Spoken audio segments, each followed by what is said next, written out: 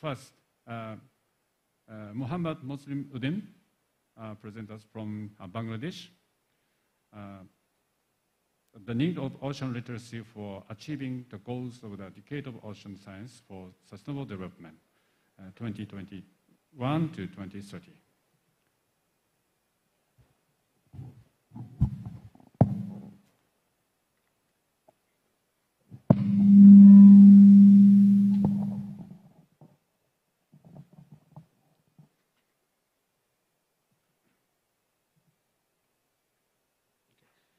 Very good morning, dear audience. So in the first presentation of the informal education, I'm presenting you about the importance of ocean literacy for achieving the goals of the UN Decade of the Ocean for Sustainable Development. So I would like to welcome all of you to the presentation.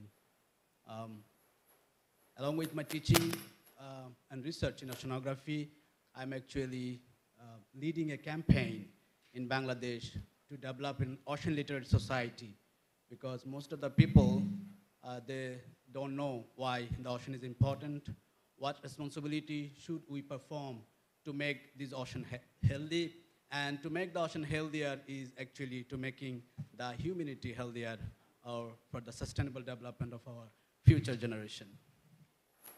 So this is the photo which I love most. I took this photo when I was attending in a conference, ocean literacy conference with Peter in Venice, UNESCO office.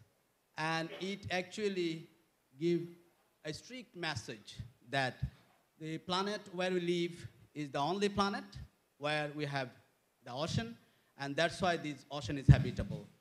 And if we want to make our future secure, we have to design the science which we are using right now to invent so many things, to go beyond the moon, to discover the other planets, or even to go inside the Earth, but we should redesign it to discover the ocean. So all of you know, we have already passed these Millennium Development Goals because it was 2001 to 2015. It had 8 goals, and I don't know what you achieved, Korea or other countries, but it shows in 2013, the progress report shows that most of the countries failed to achieve these goals. And only the blue marks were achieved in satisfactory level, but most were undone, and the achievement was uneven by different countries. I mean, different countries achieved in different levels. So what is the cause behind? So in my opinion, out of all those 8 goals, you see, nothing is to save the ocean. And the target to save the ocean was not included for the development. That's why I said there was no sustainability, because there was no ocean. And if you ask me what is the status of Bangladesh, you see, Bangladesh did a very well achievement. And our Prime Minister, Sheikh Hasina, has got a lot of awards for this achievement. That's why, you know, maybe you see in the news headlines that Bangladesh is advancing very rapidly to the economic development, because Bangladesh took this Millennium Development Goal and next the Sustainable Development Goal seriously to achieve the goals. So after the Millennium Development Goal, you see, moving from the MDGs to SDG, the United Nations and the member countries, they realized that we have to include ocean in our sustainability. That's why, you see, SDG 14 is included, the life below water. And there is a huge change in between Millennium Development Goal and Sustainable Development Goal. They have 169 targets with 17 goals for achievement. And as I said, SDG 14, but SDG 14 is not only actually targeted SDG 14, it is connected with almost all goals, because if you want to reduce your poverty, if you have a good maritime economy, that could help you to achieve your goals. So in SDG 14, we are almost done because we have only 14.1 and 14.7 to do, but all other 2, 3, 4, and 5, and 6 target is already over. So this is time to reanalyze what is our achievement. And for Bangladesh, you see, our Prime Minister, as I said, has taken it seriously. So we have provided or produced every 2 years the progress report of Bangladesh, what is the status of Bangladesh and how it is. And Prime Minister declared that we are very confident to achieve these SDG goals. But still, the Time magazine says the earth is in danger. And we are worried how we cannot survive, how the earth would survive. Because of all of those happenings, because of the warming, you see 93% of the warming is in the ocean. So we should say global warming is the ocean warming. And you see the carbon dioxide increasing. Most of the carbon dioxide is absorbed by the ocean because most of the oxygen is produced in the ocean. So they need carbon dioxide. So they are using carbon dioxide, sequestration of carbon dioxide, bent the ocean. So the ocean is making the rules actually. The ocean is the leader to control all of the phenomenon. And that's why we should think not subset, but as a whole. We shouldn't think only to capture the fisheries. We shouldn't think only to explore the ocean. We should not think only to achieve the ocean resources. That would be a subset of the achievement. What we should think or we should be interested as a whole, how to make it sustainable. When we subtract one thing, we should think about the other things if it is disturbing or reducing the other. And what we need mostly we need to make the people aware. We should make the processions, we should write, we should speak out what we need to do, and then the people can do it. So we are leading some processions in the country in observation of so many days, relevant with the earth, relevant with the ocean, relevant with the environment, relevant with the biodiversity, because all are relevant with this target. So finally, the UNGA, United Nations General Assembly, they realized that only one goal is not enough to make this earth sustainable. That's why they declared from 2021 to 2030 as the decade of the ocean science for sustainable development. So this decade we are passing is the ocean decade. We should think, when we are eating, we should think if we are anyway polluting the ocean, even if we are far, far away from the ocean. Because we think we must realize that even if you are far, far away from the ocean, you are connected with the ocean somehow.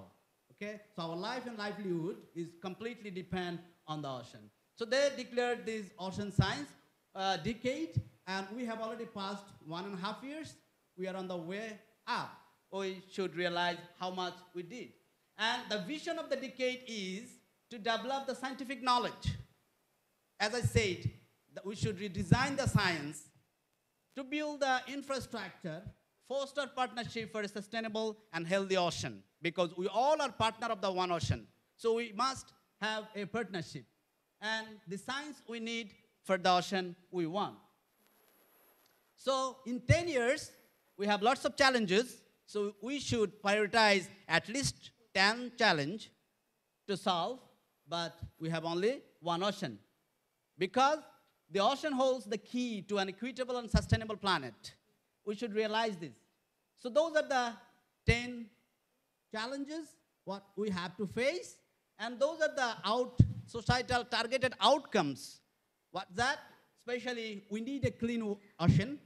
We need a healthy and resilient ocean, a productive ocean, a predictive ocean, a safe ocean, an accessible ocean, and finally, and the most important one, an inspiring and engaging ocean. Because we can do all 3 outcomes without engaging the people with this mission. So we need to inspire the people, we need to engage the people. So what does the ocean decade aim to achieve? Mainly, the science we need for the ocean we want.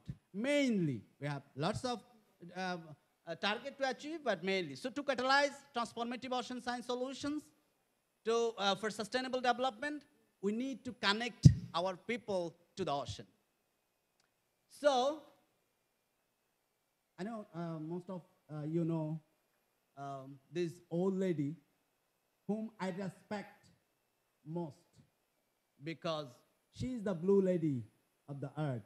She's working a lot, and I met her in 2015 in Rhode Island. That was amazing to see her and her dedication to work for the ocean. So research and development priority 7 says capacity development, education, and training for the ocean literacy is one of the most important things to achieve. And she said our main challenge is ignorance because we don't know. We don't know why it is important. We don't know what to do. So that is should achieve. So our target is to develop or design the capacity for the ocean literacy. When you see this greenery environment, we see that's lovely. But when we see blue, that should also amaze us that this is too lovely as well for the capacity development. So what we need, first of all, we need ocean literate schools. Our schools should be included, the curriculum should be enriched with ocean literacy. Ocean literate citizen is must to achieve this goal. And finally, the decision makers, entrepreneurs, businessmen, planners, everyone should be ocean literate. And then only we can achieve the goal.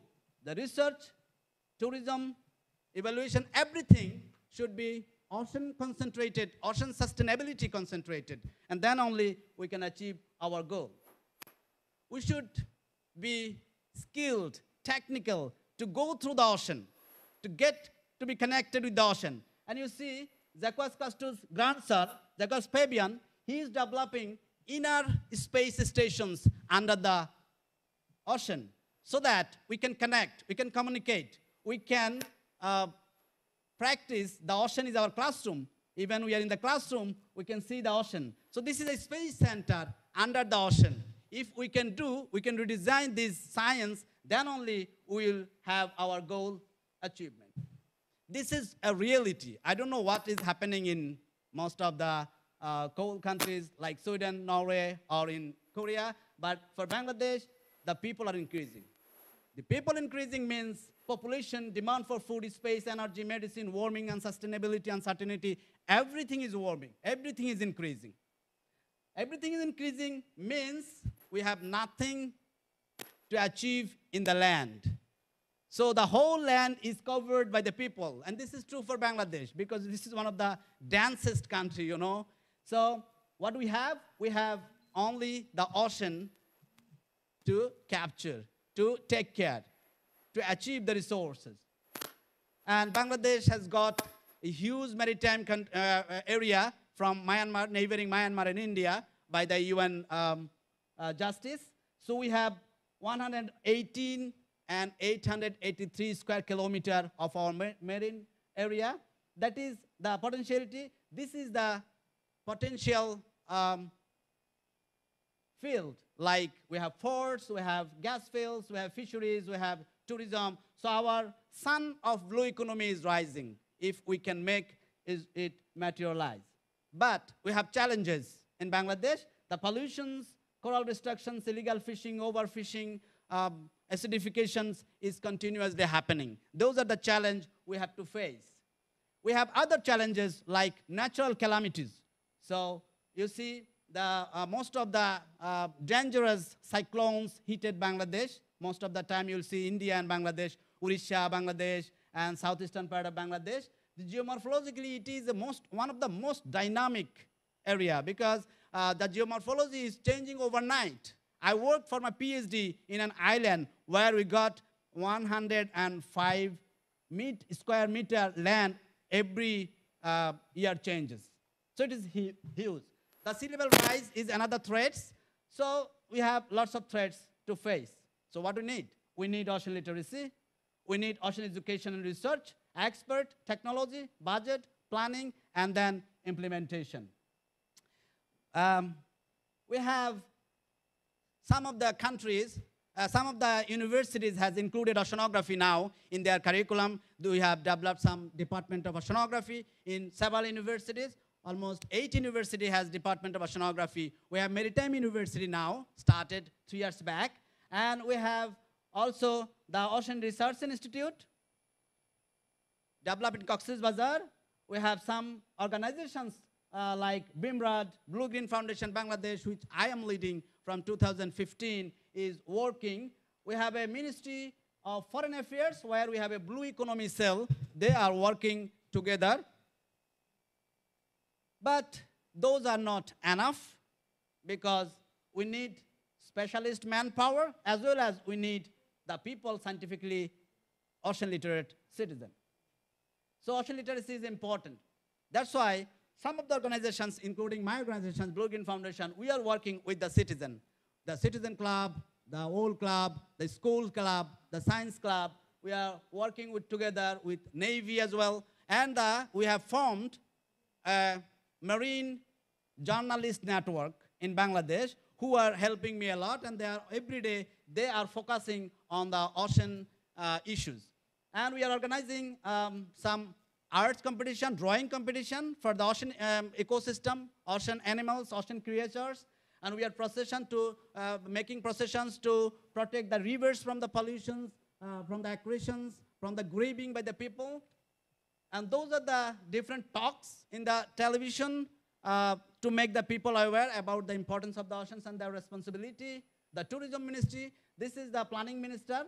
I am talking with him in a seminar for the whole day, prospects and challenges of the blue economy, where I pressed mainly on the opening or creation of a Ministry of Ocean Affairs or Ministry of Ocean Resources. So blue economy prospects with Minister Abdul Mannan. He agreed with me to open it, and he requested our Honorable Prime Minister to take initiatives for a new ministry for Bangladesh. And we are also organizing the social programs for making the people aware. We are also publishing some documents in Bangla language, means native language.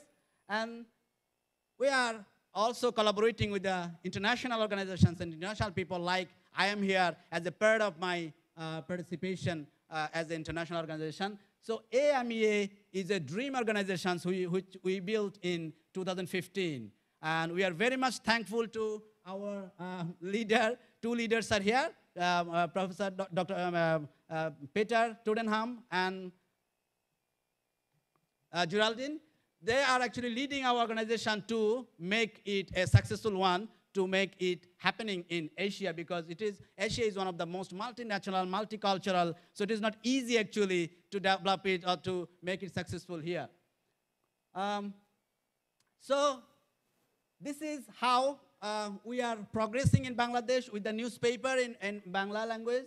And I also believe that it is not easy to make it overnight, because we all believe that the Rome was not built in a day. So we need time, and we need plan, and we need to implement. So this is the conclusions, which says that to achieve all of those goals, to achieve all of those societal outcomes true, it is very, very important to make the citizen responsible, to make the citizen smart enough to know about the ocean. So the integrated approach of teaching oceanography, along with the formal education, we need to drive informal activities. Like in drama, last month we released a drama where the life of the fishermen and the importance of fisheries and the pollutions in the ocean was forecasted, was included in the drama. So our drama should be targeting to save the ocean, to give the message to the audience how we can save the ocean and why we should save the ocean. So combining the teacher's professional development, strengthening the ocean-related topics in school curriculum, and promoting the non-formal activities, only we can achieve the all goals targeted in the UN Decade of the Ocean Science. So last but not the least, I am requesting all of you, just we should act like an ambassador of the ocean. We should reach, we should teach. We should Muhammad, reach to our goals, we should reach our Time goals. So thank you very much for listening me, and thank you all. Thank you very much. Very inspiring me. Thank you very much.